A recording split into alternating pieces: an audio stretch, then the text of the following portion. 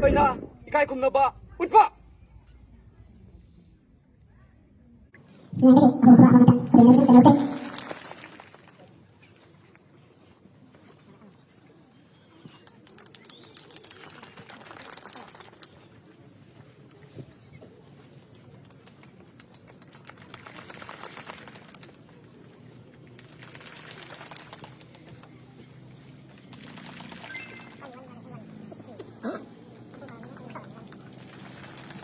Bangkabu Sesaksa Koputari Ipilki makai ding taramuk sari amadi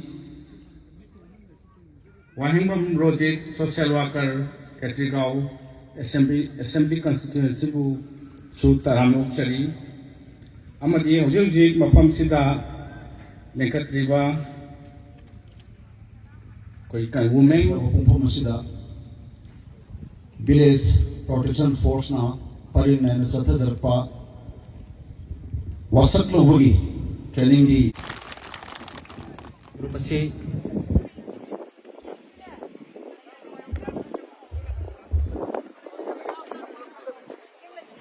Hariba atau busing asigi merekta Village Protection Force ki thangai siang namak Village Protection Force ki damakta Thawai kubakta hatuna thudang yabiramba ichilinau sing hariba atau busing ki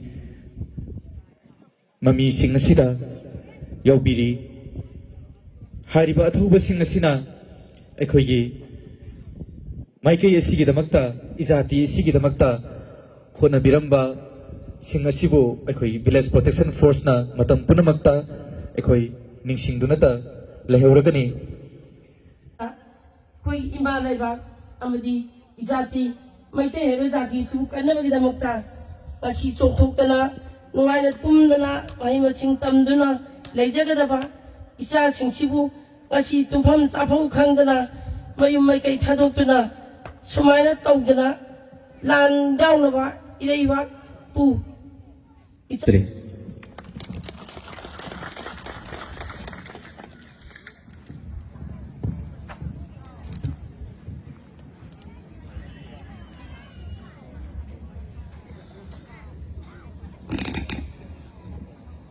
Maktada lamjang sibu ko lagi subu ko mana kuram jadi.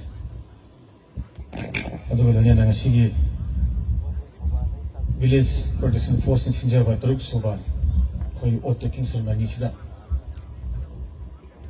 Ya willing beri liba. Club sangga bagi natraga koi kari hai tarik tongan program yang jauh beba. Leibak ngak bagi sugumba.